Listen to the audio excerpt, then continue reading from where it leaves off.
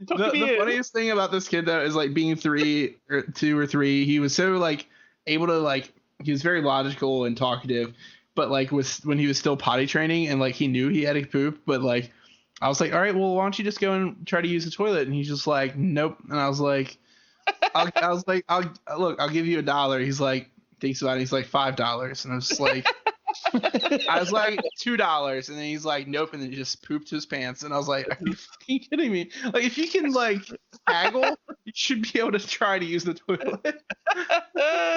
It's a gig economy, baby. Yeah. I mean, I'm going to try and use that and just hold in my poops until someone gives me money. Have a poop protest. That's crazy. You ever poop for money?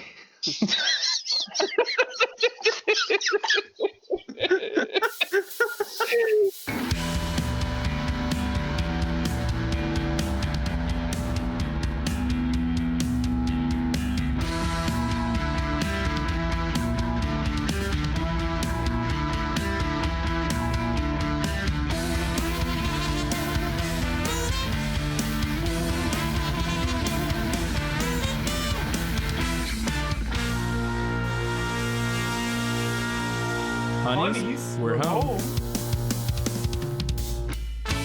Hello and welcome to Sinclairity A Dinosaurs Tale. I almost said podcast there. Welcome to episode 15.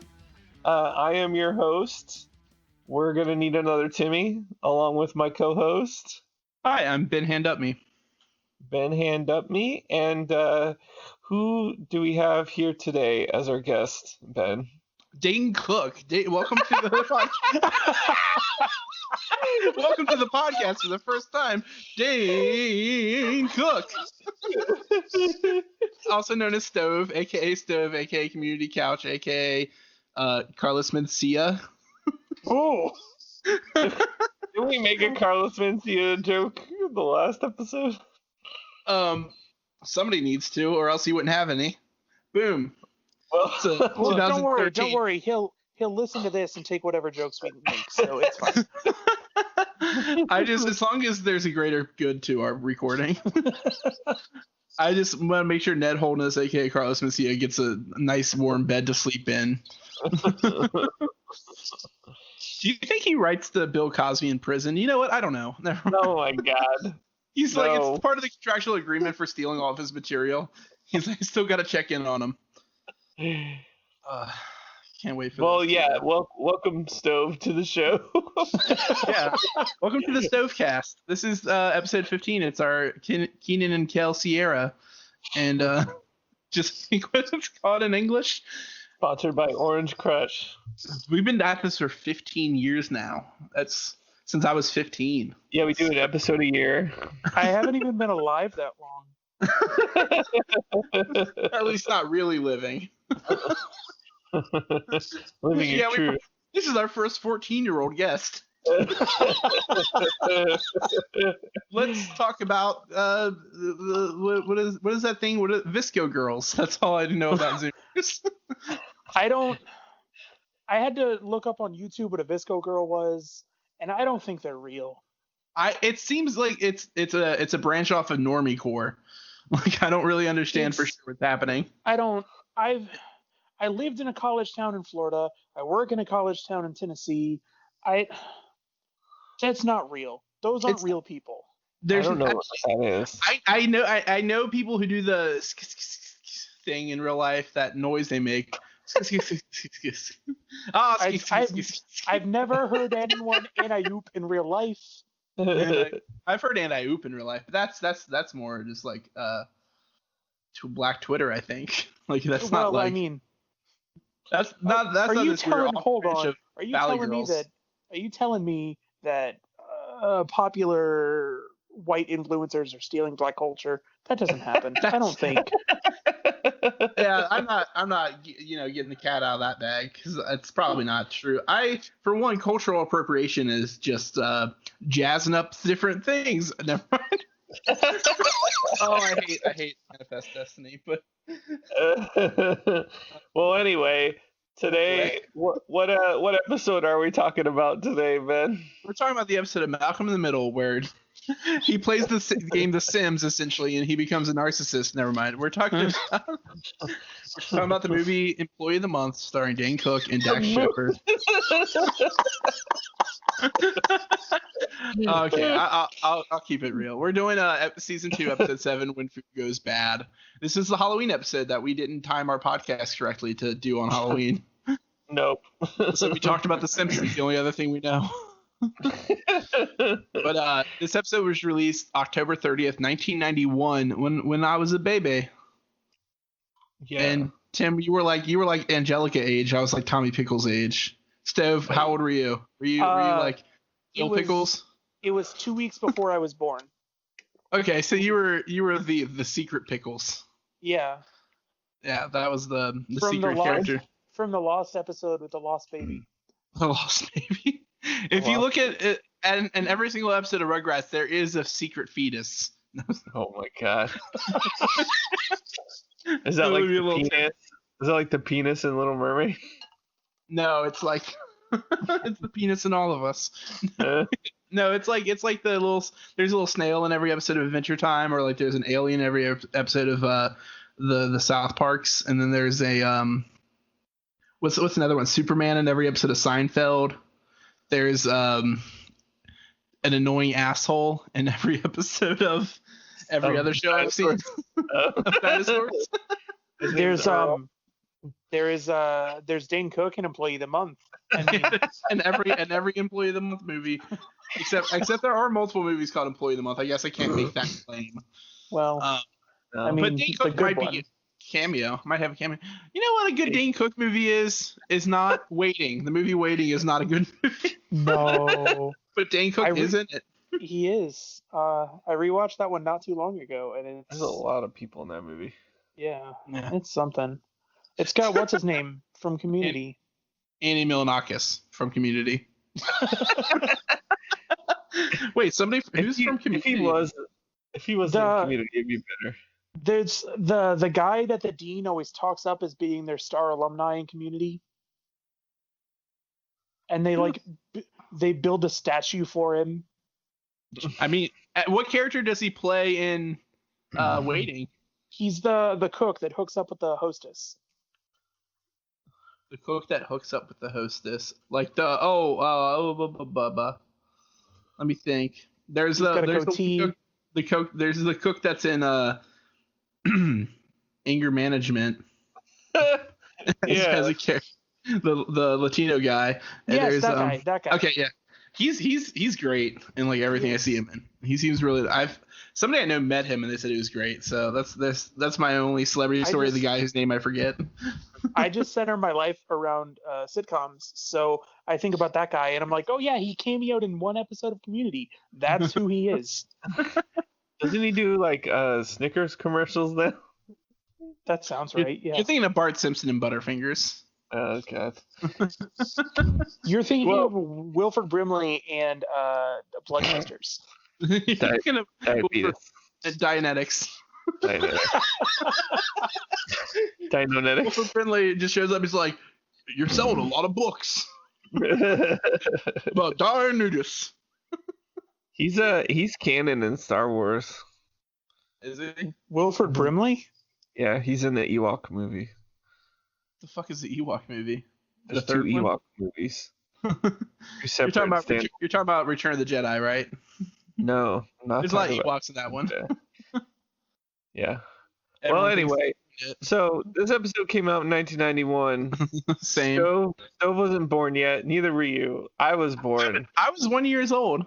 You're 1 year old. Whatever. This is the 2-year anniversary of when I was conceived. I was conceived in October 31st, 1989. I remember. I went to a party with my dad and I left with my mom. They're both wearing costumes. God. But I was conceived on Halloween, and it explains a lot about me. Like that I'm a nightmare. But this episode was written by Kirk Thatcher and Tim Doyle.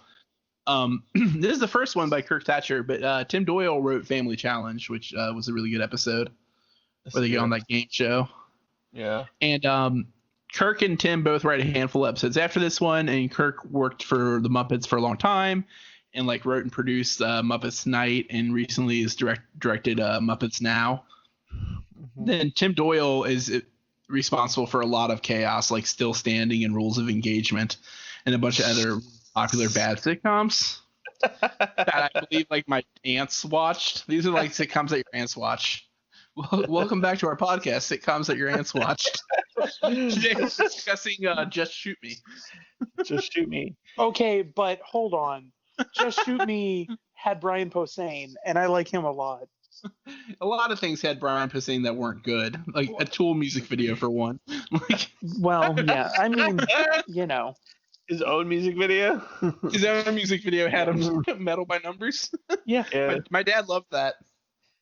He would quote it every time I was playing music in the basement. He'd be like, I'm being metal down here, or whatever it was.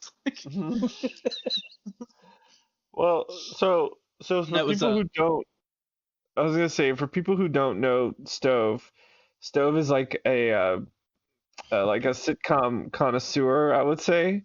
That's true. So Stove, what is your relation to dinosaurs? Like, did you watch it as a kid? Evolutionary. Yes, a lot. I have vivid memories of going back and forth with my mom saying, we're going to need another Timmy, and or not the mama. You were Tim's dad. I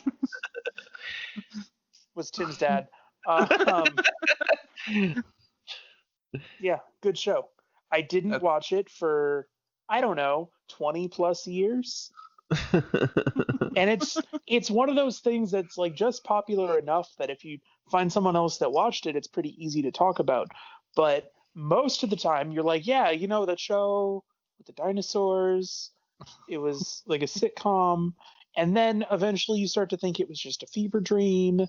And, you know, thank God for this podcast confirming that I didn't make this up.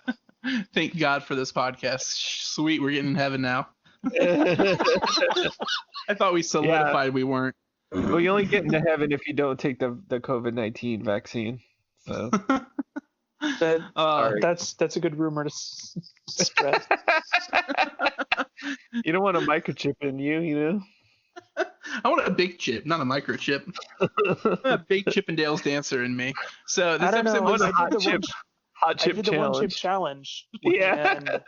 And me and Rowan and their stepbrother their brother and their stepdad split the one chip. Rowan threw up. We were all miserable.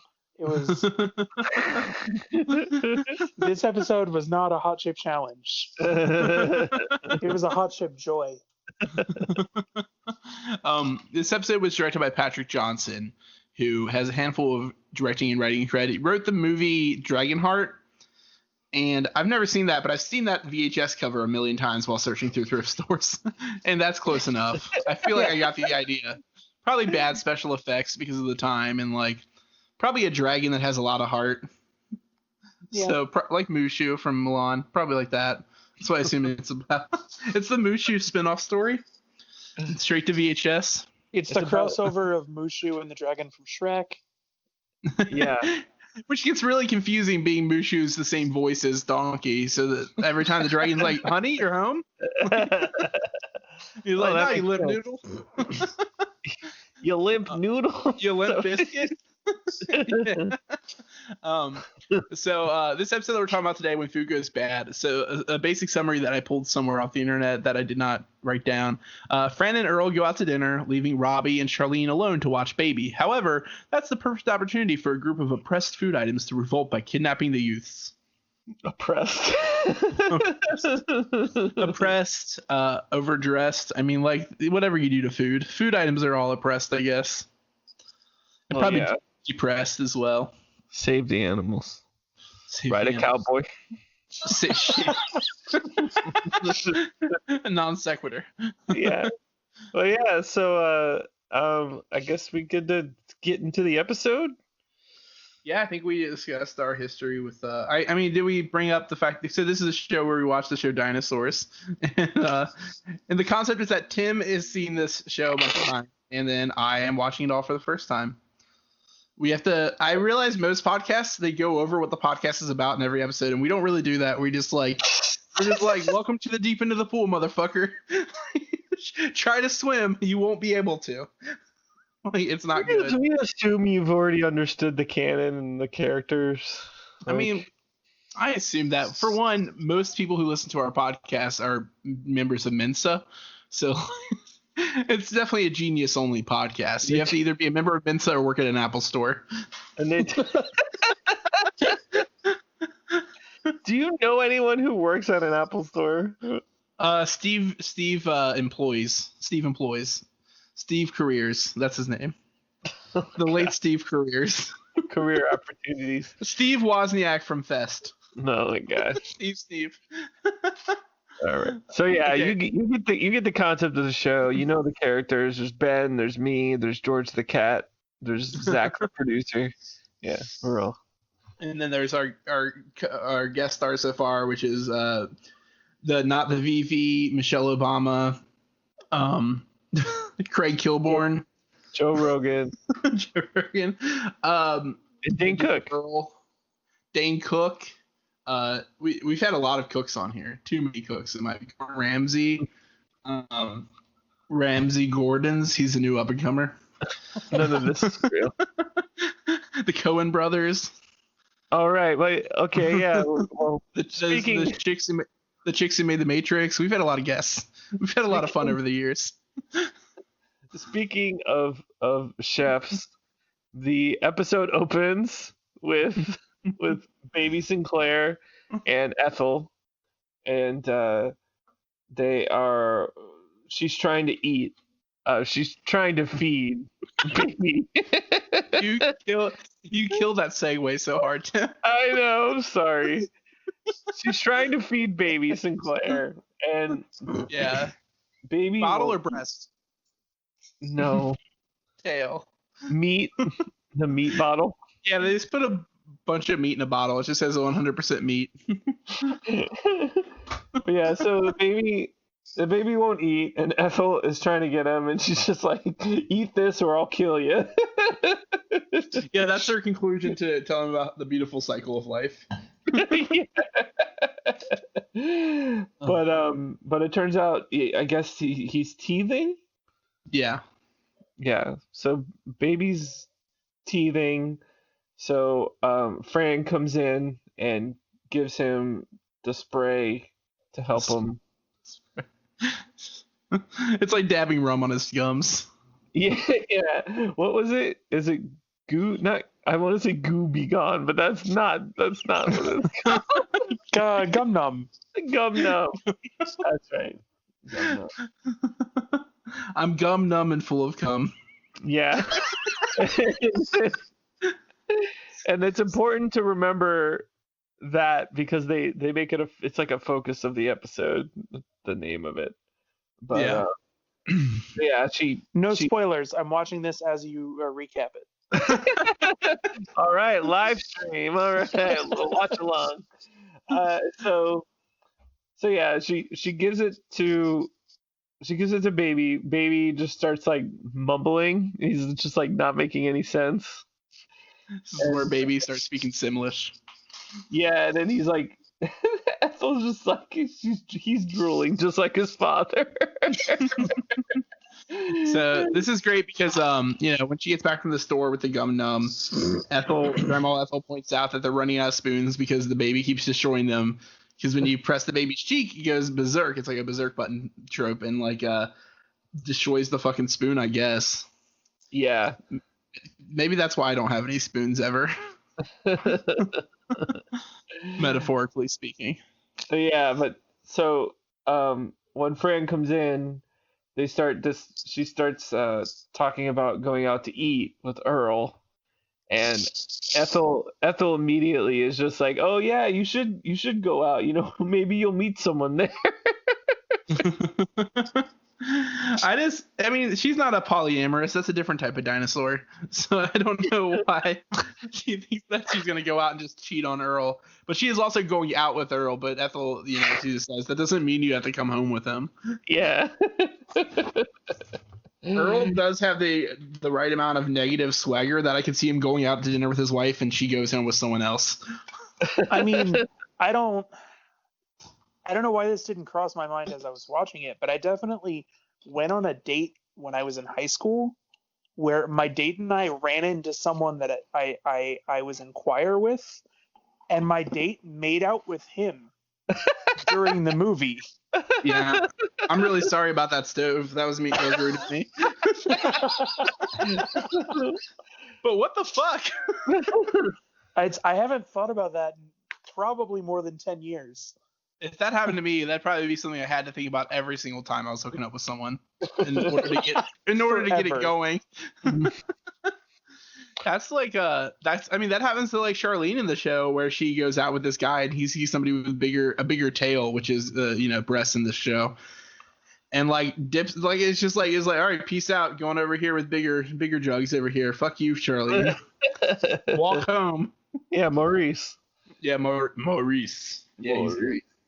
So yeah, he's a gangster love.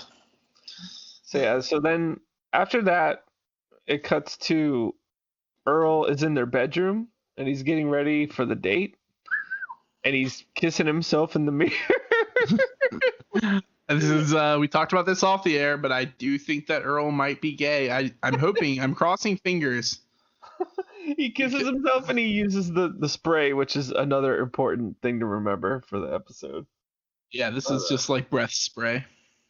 Yeah, but then while he's getting ready, which is like Charlene comes in and he's like embarrassed because she caught him kissing himself in the mirror. We've all been there.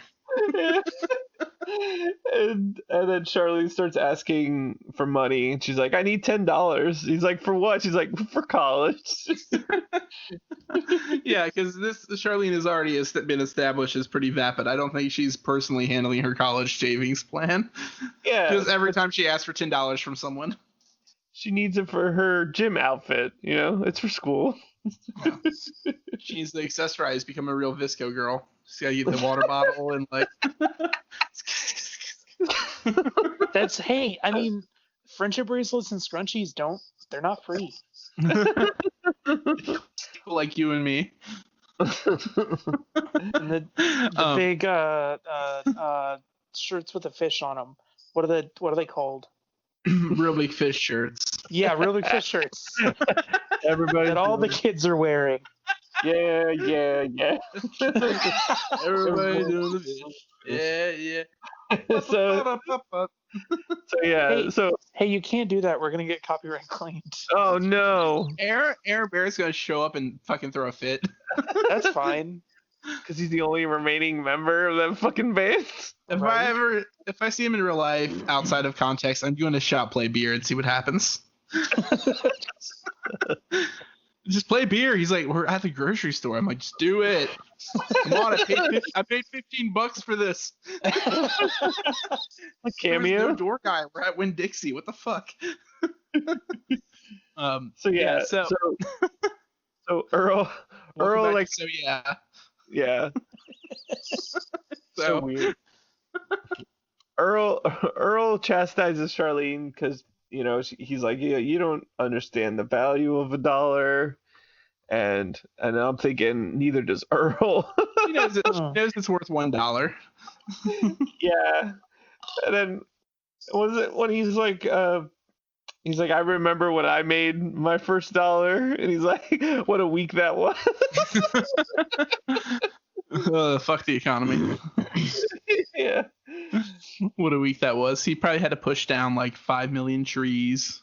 This is good because if you have too many of them, they give us too much oxygen. We've already discussed this in the show. Yeah. And so while he's talking to Charlene, Robbie comes in and he is asking for money to go to Goofy Golf. And we are further establishing the double standards in this household, where basically Robbie can do whatever he wants because he fucks, but Charlene is not allowed. Yeah, it was when watching this scene, it was interesting because Robbie explains to Charlene that he took out the trash and he mowed the lawn and he listened to Dad talk about the old days, so he deserves to have like the money. And like that would make sense, but like I've mentioned this in other episodes that like they're also just like pterodactyl holing these kids into their roles as like based on gender, where it's like Robbie was given those responsibilities because he's treated that way, and Charlene is treated like a girl and like forced to be like less responsible based on the perceptions they have for her. Exactly. So it's not her fault. Yeah, so it cuts back to the kitchen with Fran and Ethel, and Ethel is just like, hey, I got a date. Sorry. I can't watch the baby.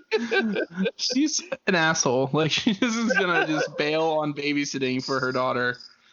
Who saved who like and babysitting, you know, now Robbie, who saved her from being hurled into the tar pit, has to like watch the kids when he was gonna go do some gum numb with Goofy Golf or whatever. Like, it's fucked up. Yeah, and then I love it though, but Ethel's just like, well, when's the last time I've been alone with a consenting male? It's just I mean, like, I have trouble believing that she doesn't get it going pretty often, because, like, for one, she lets her tail hang out. Yeah, exactly. like Ethel, come on, we know Ethel fucks. This is just a plot point for this episode. Come on. I like your dogs barking out of control. Yeah, we got a puppy, and my options are sit in here where hopefully it doesn't disturb the podcast too much, or go out there and try and quiet her down and interrupt y'all talking every 60 seconds. Let's just get her on the podcast. It's okay. We can establish we have George the cat and Chomper the dog.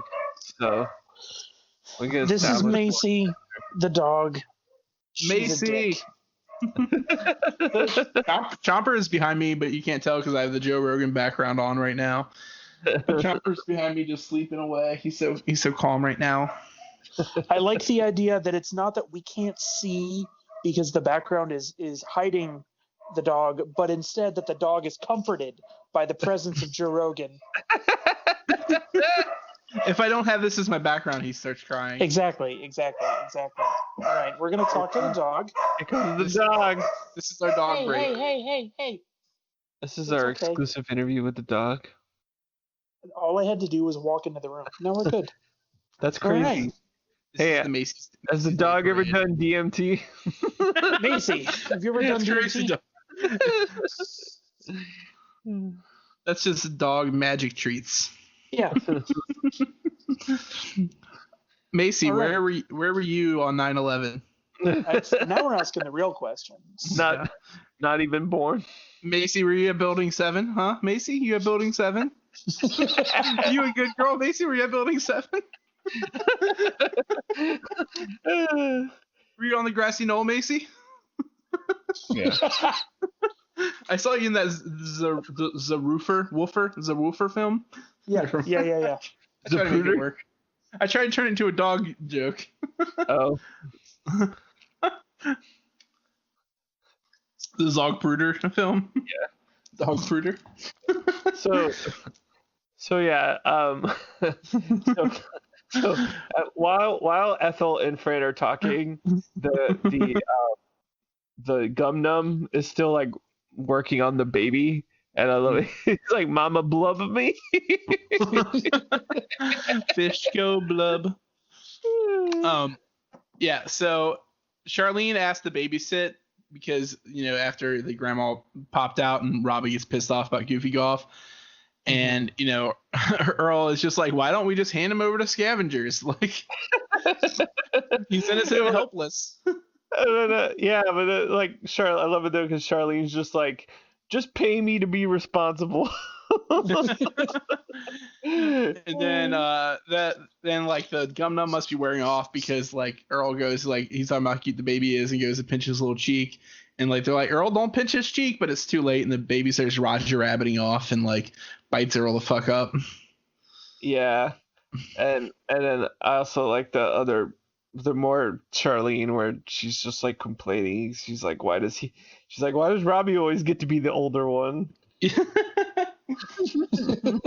It's so stupid that time isn't fluctuating and like things aren't switching up just like like Bill Hicks would want it to be. Just his vision of the dinosaurs universe. Is also where we learn that they're only gonna give him like $2 an hour. So yeah. Well, I mean, back in my day. Like, I think we've already established though that like the idea of money in this universe is very new. Yeah. Well, we also established that Earl's hourly rate is the same as minimum wage was in 1991, so it does add up like correctly. So it's like half of what he makes an hour. Yeah. So like that's I feel like I don't know if it's your little siblings. I thought that was like free. Like I don't think you're supposed to have like I was the youngest, so I don't have direct, but I used to watch my older siblings' children for free pretty often. Yeah, I don't think I ever got paid for watching my little brother. Yeah. Then my brother and his wife started making a lot of money, and then they'd overpay me to babysit like the easiest kid to watch. When he was 3, it'd be like 7. He'd be like, "Well, I'm ready for bed now," and I was like, "All right, bro." And he'll just be like, "Carry me up, sir. I'm ready for bed." Yeah. The funniest thing about this kid though is like being 2 or 3, he was so like able to like he was very logical and talkative, but like when he was still potty training and like he knew he had to poop, but like I was like, all right, well, why don't you just go and try to use the toilet? And he's just like, nope. And I was like, I'll give you $1. He's like, thinks about it. He's like $5. And I was just like, I was like $2. And then he's like, nope. And then he just pooped his pants. And I was like, are you fucking kidding me? Like, if you can like haggle, you should be able to try to use the toilet. It's a gig economy, baby. Yeah. I mean, I'm going to try and use that and just hold in my poops until someone gives me money. Have a poop protest. That's crazy. You ever poop for money?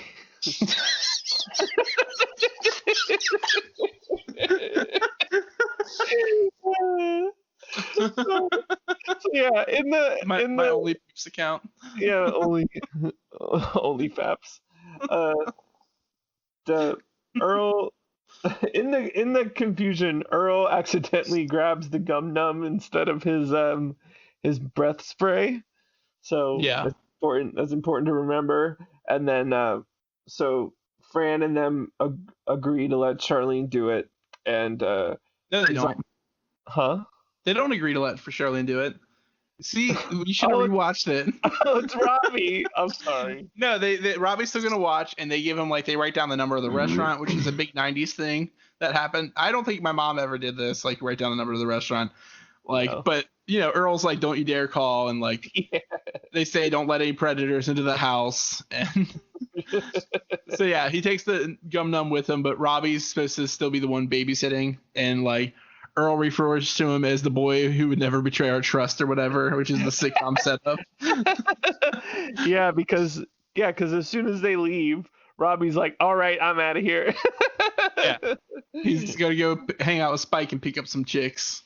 Yeah. So, but then Charlene tries to like shake him down. She's like, well, if I'm doing it, you gotta at least give me half of what you're gonna make. Yeah, but she should just be getting all of it. Like, he's literally getting out of having to do anything. It's such bullshit. But he's a better spin doctor with this. Like, I don't mean like the Two Princes song. I mean like he sells it like he's like, this is an amazing opportunity for you to prove yourself, which it isn't, because the unfolding will still be their parents get home and like, so guess what? We lied to you and this is what happened. And so like, kids are dumb. I love it. Yeah, and this is also the scene where I made the note of her wielding a humongous whisk, like a humongous wooden whisk. It's fucking weird. She's like pretending to play golf with it. Yeah, I just love that she's just like doing the whole like, look at us, we're cute and we need your help, Robbie, or whatever it is. This is a very stepbro moment. Yeah. So but in the like, while all that was going on, the baby... Yeah, this show did happen at the same time as all that. You're correct. Yeah. Yes. The baby has disappeared. By like, before she even turns around, she doesn't even know where the baby is. So she she ties him up to his high chair. Yeah, after he drops down from the stalactite that he was attached to. Yeah, but he likes it, so it's okay because he's. Yeah, I'm a little jealous of this scene, I have to say, but nobody ever puts me in bondage in a high chair. And then reads to you Goldilocks. Nobody ever puts me in a corner. So yeah, read Goldilocks, but it's like a version I think where the Goldilocks gets eaten or something. I don't know because I thought it was Goldilocks and the three herbivores, right? Yeah, and I just remember like she just goes like chomp chomp chomp chomp. Isn't this fun? and like I turn around and my dog Chomper is looking at me now. He was dead asleep, but I said chomp chomp chomp chomp. And he's like, ears perky, like what's up? What are we up to? Yeah. So while she's doing that, she gets a phone call. Yeah. Is it her friends or is it from Fran? No, she's talking to her friend, but we don't hear the phone call yet because we switched to see them at the restaurant Le Predator. That's right. Le Predator.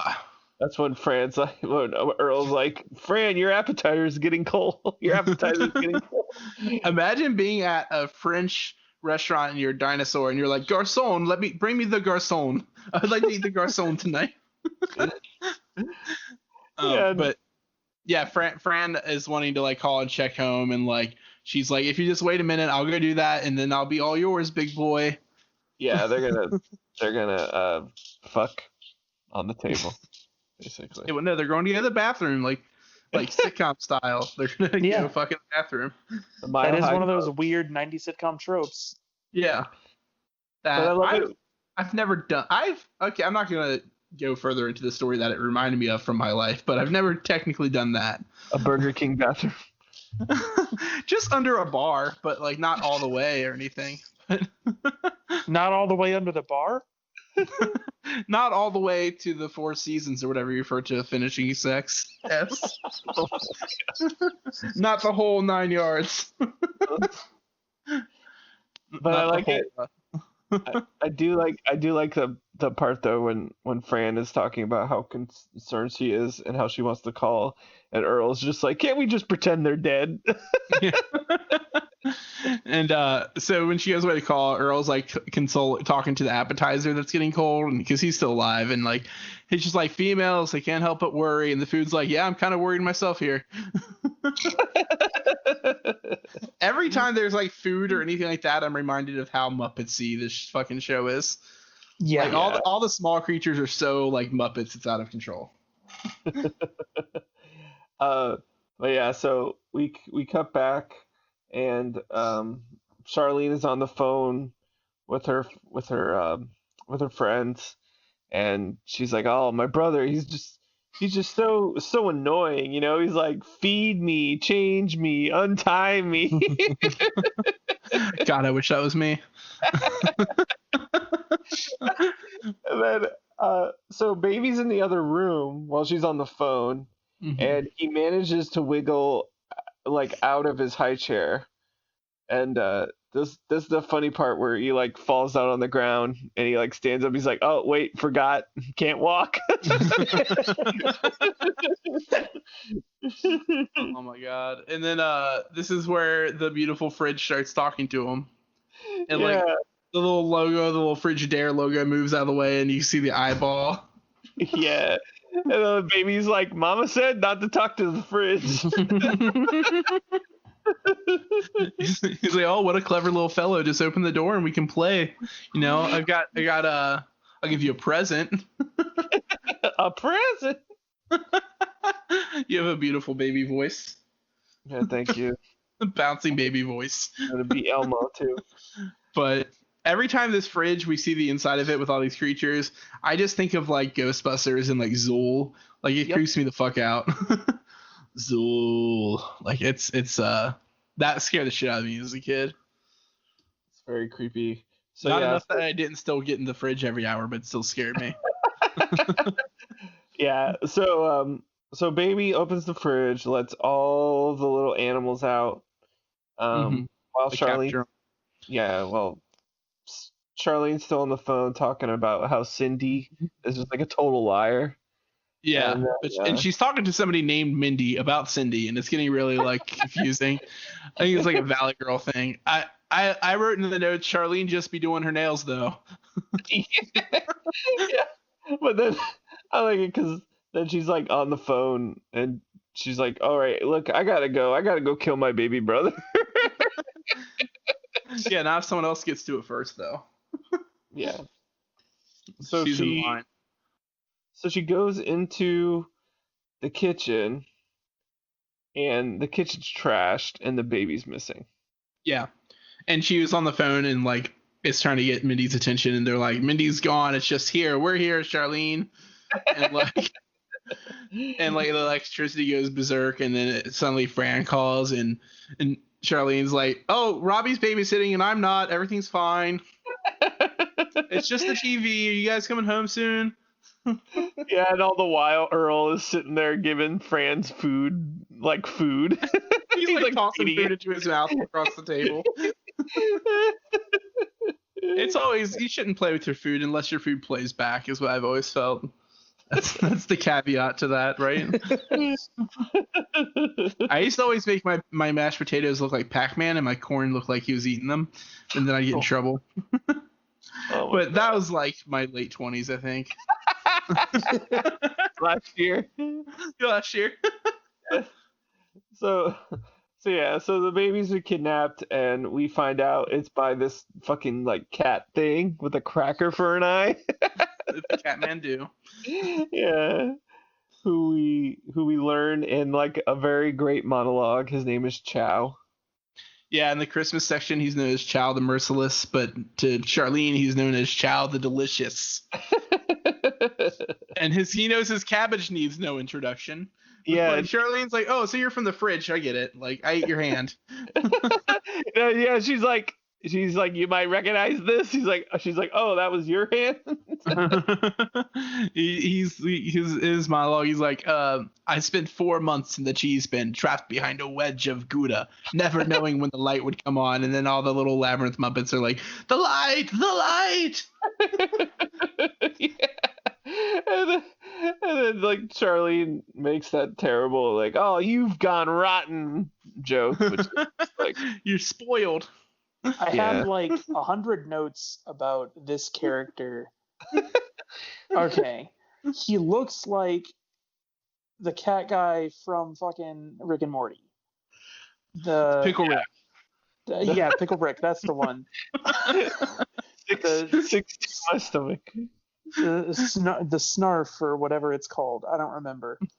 I think in the okay. So full disclosure, we're recording this episode again, and I think in the original one I actually got the name right, but now I don't really remember what it is. He looks like that. Squanch? Is it Squanch? Squanch, that's it. Yeah. He acts like his personality reminds me a lot of Chang from season 4 of Community when he goes wackadoozle. That's my favorite music festival. His infatuation with his cabbage immediately made me think of the Cabbage guy from Last Airbender. Much more interesting character development on this though. And something about the change in lighting, like the all red lighting to the all blue lighting, when he starts to give his sad monologue about being eaten, reminded me of memories from Cats, whether that be the 90s version or the 2019 version. Either way. I've not seen the new one yet. I want to watch it soon. Oh my god, it's the best worst thing. So yeah, it's also funny because there's a little like Easter egg from our episode with Zach where one of the animals is the grab the light, which I thought was funny. Which is Stove. I don't think we've revealed that. Oh yeah. Did you get a chance to watch that one yet? I totally forgot until today when I was like, oh shit, we're recording the podcast. Oh shit, they sent me another episode to watch just because it made them think of me. It's funny. Zach doesn't like the Graptolites, and we're just like defending the Graptolites pretty heavily. they're like clever and goofy and this like not as concerned about themselves as they are like everyone else. It feels like they're just they're cute little half-ass Furby things. I don't know what the hell they are. Well, in the episode, you explain what they actually are. It's with science. Oh yeah, I mean, well, a real Raptorlite is like a weird floating DNA stem type thing from the Cambrian period, but who gives a shit? Science is fake. MAGA 2020. Don't get the hot chip injected into you. I'm glad we're. Hey, babe, you want some hot chip injection? Where's the chip? Anyway. Yeah. So chip is the new beef. So while he's giving like his big long exposition and stuff, suddenly the lights turn on and Robbie comes home and they all scatter. And much like the roaches from Fear Factory, and I wrote down they scatter like roachy babies. They shout, the light. Yeah, and Charlene just starts freaking out. She's like, "Oh my God, Robbie, the food got him." He's like, "The what food has gone bad. Nobody eat the food." Yeah, he's like, "What are you talking about?" And she's like, "Robbie, the food," and then she's like, "I can't find the baby." And Robbie, he's like, "Oh, come on, Charlie." He's like, "Mom and Dad really like the baby." He accepts her reality so fast. He's just like, bruh, Mom and Dad left me in charge. What the fuck, Charlene? And she's just like, you think we won't get paid? He's like, paid? We're gonna get killed. Yeah. So they like agree to split up to try to find the baby. And Charlene goes into the kitchen and she sees the baby outside, like being held captive, and they just drop this like giant pot on her. Like, yeah, they Home Alone her up. Yeah, it's really cartoony. And then, and also the baby laughs too when that happens. He's laughing the whole time. Yeah, that's funny because I took my notes when as it was happening, and I was like, my money's on Charlene because she eats the fuck out of meat. And then 2 seconds later, I'm like, never mind. They Home Alone trap Charlene, and even the baby laughs. Yeah. And then Robbie goes upstairs, and Chow imitates like Charlene's voice, and then he comes down the stairs. They trip him, and they capture him. So yeah. Home Alone 2. Yeah. And the baby's still laughing. Yep. And we go back. We go back to the restaurant, and Earl is still like upset, and he's like pleading with Fran. He's like, "Can't you just forget you're a female so I can enjoy this night and find you attractive?" Yeah, so I can get romantic with you. Yeah. And then Earl does the switcheroo, and he accidentally sprays himself right in the mouth with that numb gum, that gum numb. That humdrum, and starts like he's like talking about what he's gonna do to Fran later, and he starts and she's just like wet immediately. He's a wet ass predator. Holy shit! I was gonna say paleontology. That works way better. What? A wet Allosaurus. A wet ass paleontologist. Oh God, WAP. So yeah, anyway. While after he takes the spray, and Mr. Turtlepuss comes in from his second job because he works 2 jobs apparently, and he asks him is used so much. Yeah, and he asks him like, "Well, what do you want?" And he's just like, "Call me a doctor." And then he like takes down the order, like, "Okay." He's like, "The doctor was fantastic this evening." Yeah, and so we cut back to the house, and the food has Robbie and Charlene held captive, and Chow is just like, "How does it feel to be on the other side of the fork?"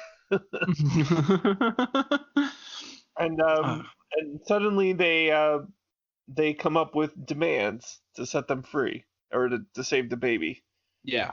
And it is the following. The first thing they want is they want matching jogging outfits. Nothing off brand. Like in Dude, Where's My Car when they wake up with their Adidas fucking jogging suits. Yep. Or like corn. Or like corn. Speaking of food. And then they want a dental plan, but they want to be able to choose their own doctor. Which is they important. Want a chainsaw, they want some Fago, they want a fat bitch named Bridget. Wait, no, that's ICP song. Whoop whoop. And then their final, not their final, but then their big one is the way Chow says it is like, we want 40 million helicopters in $1. And they're like, no, wait, no, sorry, that's $40 million and a helicopter. Which is dumb. 40 million helicopters is a lot more money. Let's just. Okay, but like just speaking practically, how are you gonna move 40 million helicopters? I mean, yeah, pragmatically, like they show up anywhere to sell 40 million helicopters. They're like, that's those guys. Let's get them. Or even if you're selling them one by one, where are you gonna keep them? You will die before you sell 40 million helicopters one by one. Unless you have a really good advertising campaign. Come on down to Helicopter Joe's. You buy one, get one free. We've got premium helicopters for premium prices. But yeah, so they get their want $40 million in a helicopter. And then but then it like cuts back to the restaurant, and Mr. Turtlepuss comes in with the "Call Me a Doctor," which is an actual dish. It's like, is it like have like fireworks and shit on it? I mean, it better. Yeah. I think you just heard the song "Fireworks" by Katy Perry in your head when they pulled out the doctor. Right. I was thinking of Fireflies. think of the baby Sinclair. I'm like, baby Sinclair is a firework. But yeah, the server brings out the doctor, and Earl's just so upset because he just wanted it to be a special evening, and like he's just, Fran's is like, it's okay, and he's like, wobble wobble weeble wobble wobble wobble. He just sounds like weeble wobble wobble wobble. It's just what he already sounds like to most people, I'm sure. But we get back to the demands as they. What are the rest of the demands, Tim? Do you remember? It's a Saturday morning cartoon show, and they want total creative control. Well, I mean, if you're gonna make your demands, you have to, not monkey paw yourself. Exactly. If this show is about anything, and it's not, it's about monkey pawing yourself. You gotta really avoid it. If this podcast stands for one thing, it's about how genies are assholes, and you gotta make sure they don't trick you. Go monkey paw yourself.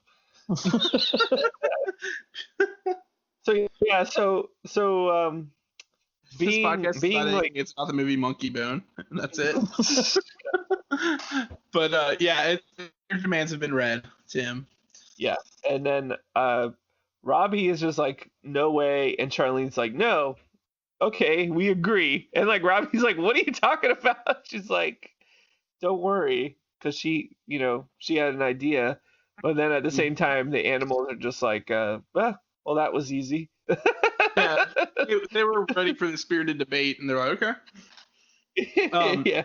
I think what's great about this is you think of like Robbie is more strategical and smarter than his sister, but I think she is more deceit. She's a Slytherin, if anything. Let's talk about what houses these characters are.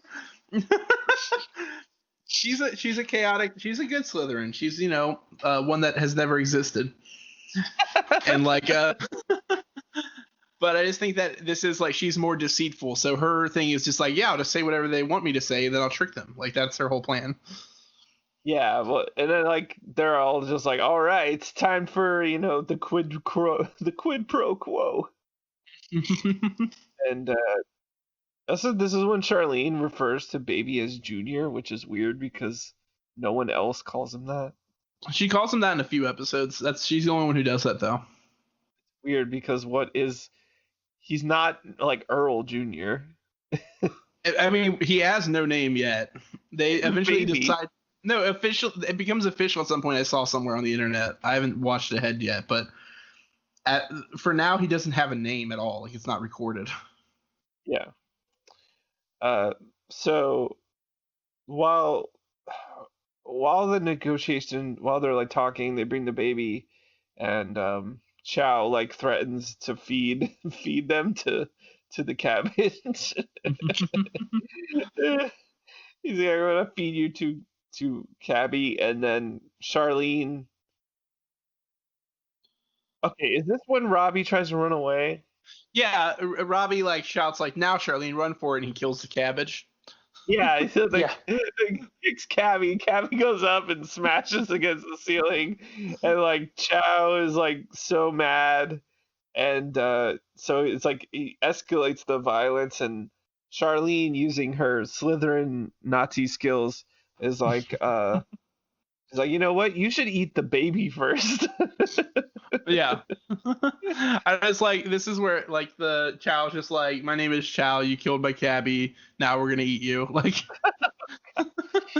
but yeah, the buffet tables have turned. Tonight they feast on them. Yeah. So while they have baby, Charlene's just like, oh, look at him, he's so big and plump. Like, you should, why don't you feel those little cheeks of his? Juicy little cheeks. Yeah. So they do, and inevitably the baby has his freak out moment, and he acquires his Hulk strength, and he goes crazy on them, and he beats up. He's like, crazy on you. Yeah. He does his Roger Rabbit attack. Yeah. So yeah, they win. They draw them back. They're all scared of the baby. As Chow refers to him, their secret weapon. Yeah. Mm-hmm. Yeah, and so Charlene forces the food to clean up the house. It's just funny too, because I forgot to mention that part when she walks into the kitchen the first time and finds it a mess. She's like, I'm not cleaning this up. Nobody paid her to be responsible. Yeah. So during this, while they're cleaning, Chow approaches him, and Charlize is like, I'm sorry about your lettuce friend. And Chow is just like, he was no lettuce. We shall not soon see the likes of him again. Yeah, and then this is where we meet one of the other named food, which is Cupcake, his friend. The rapper. Yeah. Uh-oh, Stove left. Oh. Like, for good? Like, is out of the chat? It says oh no. Stove left. How does Stove rejoin? How did you get Stove in here the first time? I just invited them to the call. Let's see what happens if you invite them to the call again. It still says they're in here, though, technically. Which is weird. Stove, the return of the Stove. I thought maybe I could seamlessly do that. But I was only gone for like 10 seconds, right? Yeah, you're good. Cool. All right. We made a huge deal about it, but it could easily be cut. What the fuck? Get my agent on the phone. I thought I had everything planned out this time because I had so many technical issues on our previous recording, and I forgot to charge my phone. I'm sorry, Stove. I'm just laughing at it because Ben's out of frame, so it's just Joe Rogan.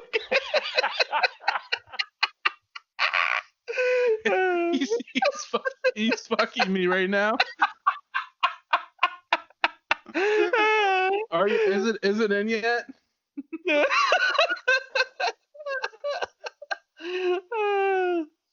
Oh god. All right. So Stove's back. We're all good. All good. Okay. From outer space. So yeah, we meet Cupcake. That's what I wanted to say. The character's name is Cupcake. Yeah. Yeah. So this is when the parents get back home, and Earl like is looking around and he's like, oh, female intuition. Well, everything looks just fine with my male eyes. Intuitive male eyes. Real eyes. The male eyes, real Housewives of Atlanta. And She then, lied. She male lies. yeah. There's also so anyway, so they realize nothing's wrong. They get the money, and then Baby demands money because he did a lot of work.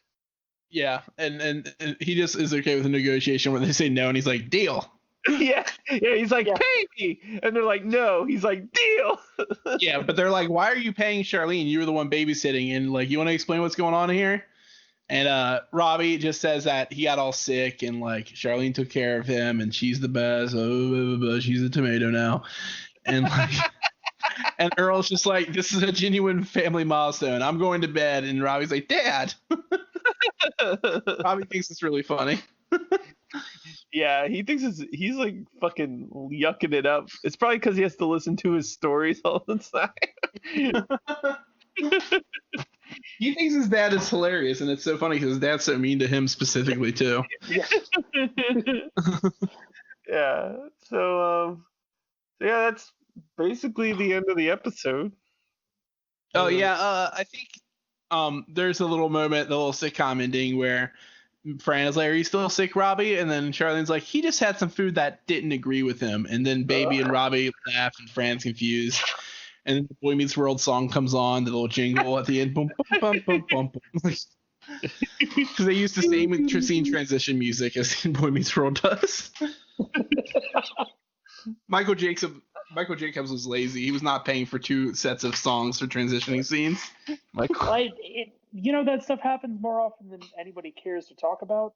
Like the music in the Quidditch scene from the second Harry Potter is also in Star Wars Episode 1.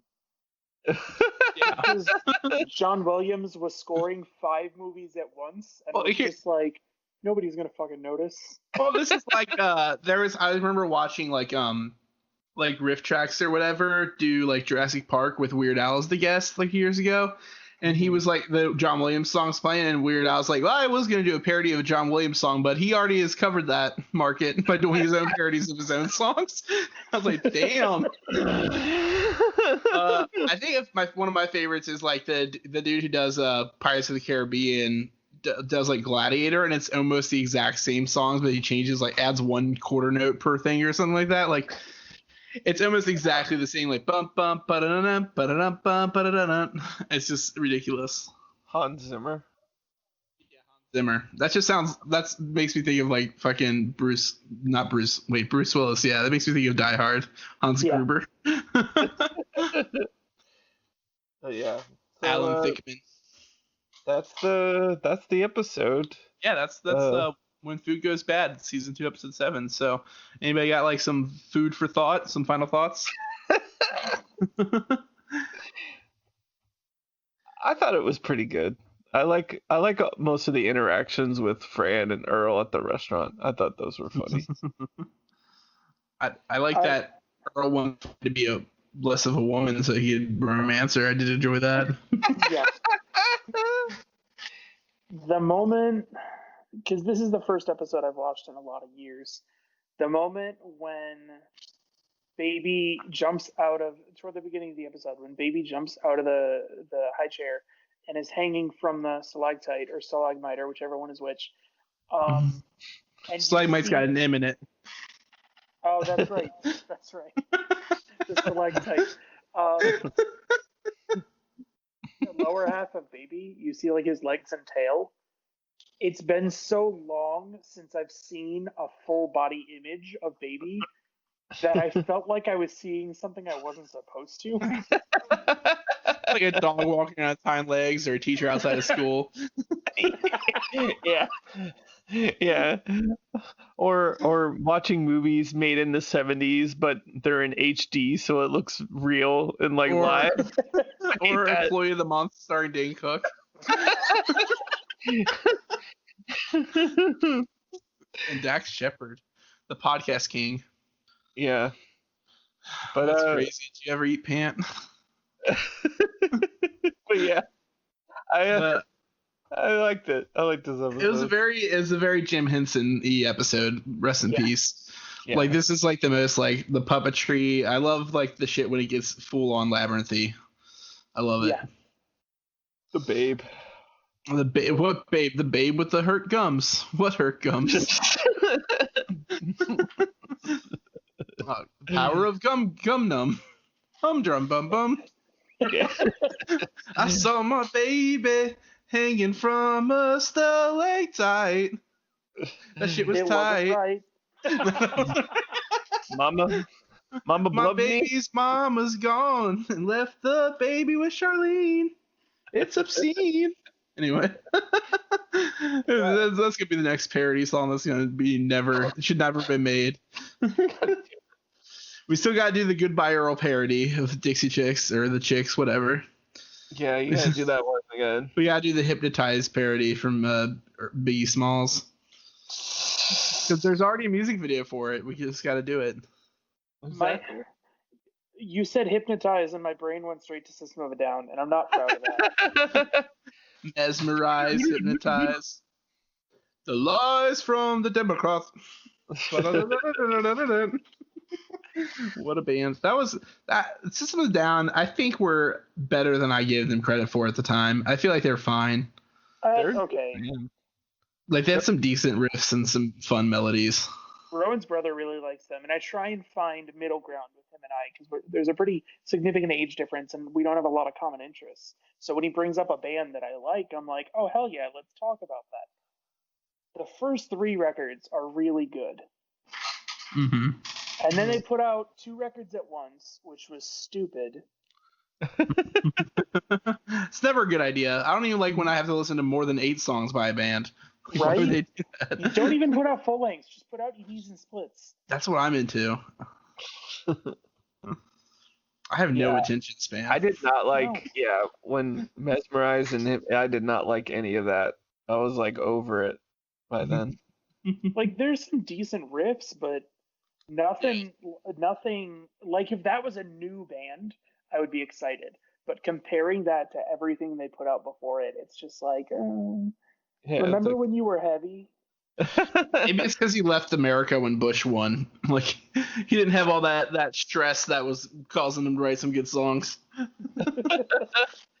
Well, the problem is I think at that point in the band they already started to just like hate each other, and The system of a downer. They let the Darren, the guitar player, sing too much. That was their mistake. Cause Serge can like legit sing and stuff, but Darren, he just like yelps like a dog. It sucks. Yeah. So welcome back to System of a Download. It's our podcast about System of a Down.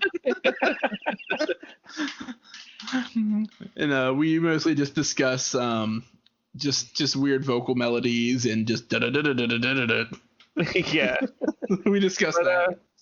But yeah, so that's the episode. Thank you to Stove for being on again for this episode. For sure. Thank you for my new apartment. It has a cute little tiny stove. I'm gonna name it after you. It has an efficiency stove in it. Call it Coach. I'm gonna put a beard on it. I love it. Call it Coach. Yeah. That's our next podcast. We're gonna watch Coach. Thanks to Jeremy Hunter from Scotch and Network for our theme song, and check their music out. They have Jer, Scotch and Network, We Are the Union. You can find it on Spotify. You can subscribe to their Patreon. I subscribe to it. I have not benefited from any of this that's subscribing because I always forget to check the emails and listen to the songs and download them, but still I love the YouTube videos. And if I pause the screen, I can see my name at the end of the YouTube video during that little song. Also, before we start plugging other people, Stove, is there anything that you would like to plug?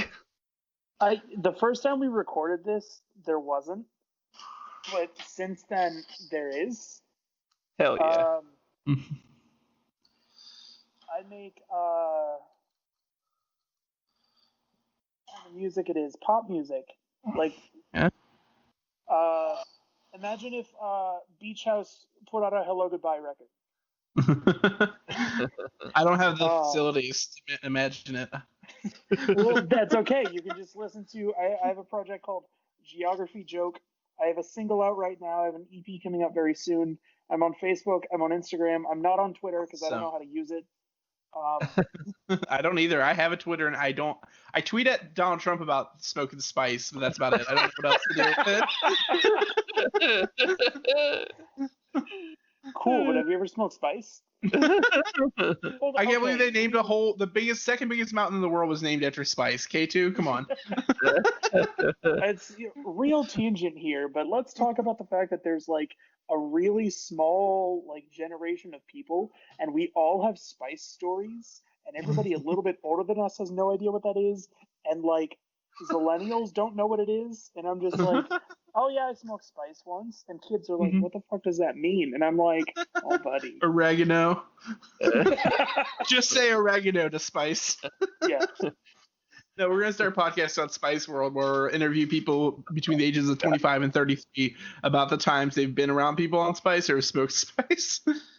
Oh god. But okay, here, better podcast. Everybody smokes spice, and you talk about Spice World, the movie. It's like, all right, we're 3 minutes in. Oh, everybody's having a panic attack. Every single person on this podcast is having a panic attack. I'm glad that tells me that we had the same experiences with spice. Yep. Not good ones. This is not good. Very relatable content. Okay. Go listen to Have Heart. Go listen to Comeback Kid. Have Heart all day, baby. Hey, I put a punch sticker on my new car. I'm not reclaiming Edge, but I've been sober since February. I just want to reclaim Edge if somebody beats me up. Okay. Trying to get my ass kicked. Buy me a plane ticket. I'll come and beat you up. But yeah, go listen to Geography Joke. Don't get on a plane during COVID unless unless there's no other way to avoid it. Yeah. You should hitchhike. Support local restaurants and stuff. Consider buying holiday presents from local businesses. Yeah. Wear a mask. I'd really like to go see my family in February or in Florida sooner than later, and it's not safe to do that right now because y'all dinguses won't wear masks. Yeah, Florida is my favorite month. Yeah, please just wear a fucking mask. I was really hoping we'd be further along on this by now because I wanted to go to FYA and hit somebody in the nose in January, but that's not happening. Do you mean podcast or COVID? We're still going to be recorded in January. Well, the audio is going to go bad every time, and we're just going to have to re-record every Sunday. This is going to be an interesting one to edit together, but I'm going to try to do as much as I can before I pass it to our producer, so he can be proud of me. He can be very proud of me. But Proud Papa. He was talking about him and his wife adopting me recently. I'm only 5 years younger than them. I've always wanted to adopt someone 5 years younger than me. I always wanted to adopt a grandpa. But so thanks to Stove. Check out Geography Joke. Go check out Stove's back catalog. Find Stove on the internet, but not Twitter. Not Twitter. Yeah, and then of course we already thanked Jeremy Hunter, so we're not going to do that twice. Everybody already loves them. They got all the cred they need. I'm gonna thank Jeremy Hunter for once a week let me slide into their Instagram DM so we can talk shit about people in ska bands. I just hope I make an appearance one day. And then thanks to Amy Shenanigans for the beautiful portraits of me and Tim that we used in our logo. And then find them on Instagram at Amy Shenanigans. And then thanks Zach George for being the goodest of the boys and editing and producing the podcast. And you can check out his band Waterson on like Bandcamp and Spotify. And and it sucks that he's not a good dad, but I still love him. Oh my god. I can't get through it without saying one mean thing as a joke about him. He is a good dad. He is a good dad. Like, the bar is so fucking low to be a good dad, and he's on that bar, so it's at least he's not at the bar, so he's at least above the bar. He is straight edge, so it's not his fault he's not at the bar. Yeah, it's not his born fault. that way. Right. He was born that way. Yeah. Lady Skaga. But next week we're going to be doing the episode, season 2, episode 8, Career Opportunities, which is written by Richard Day and directed by Bruce Bilson, which sounds like a made-up name. Let's be real.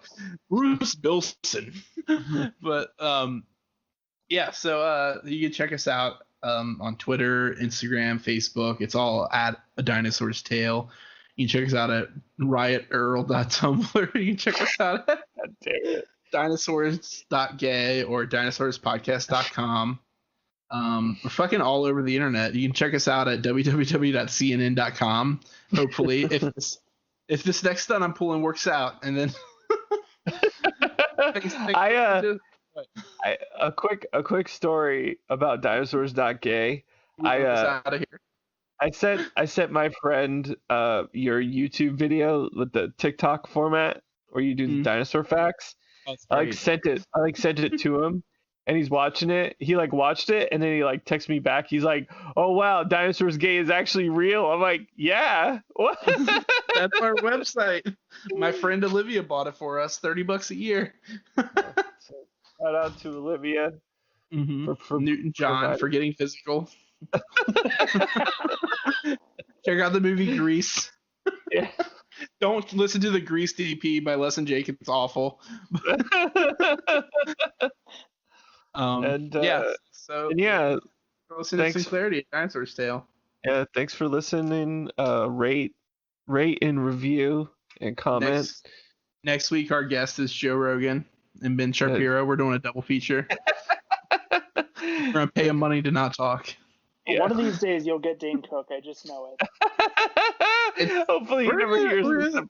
We're gonna start the Cook Watch right now. This is the Dane Cook Watch. One day I'm gonna suck that dude's back. Is the Dane Cook Watch going on the same time as the Travis Barker Watch, or have we given up on Travis Barker? We have more of a shot with that one since it's my friend's cousin, but I don't know. Yeah. The Barker Watch. No, we already talked shit about him, enough. Not really. He's not going to go back and listen. We don't really talk shit. I say we shouldn't talk shit because he survived a plane crash, and we're not going to bring more thunder than that. But we start another podcast where you get head chefs from various Applebee's, and you talk about Dane Cook movies. Cooks on Cooks. That sounds fucking amazing. Yeah. I want to do an Applebee's podcast. Oh yeah. When you're here, you're divorced. And on that note, folks, we'll talk to you next week. Goodbye. Yeah. Say bye, Stove. Bye, Stove. And enjoy your extinction.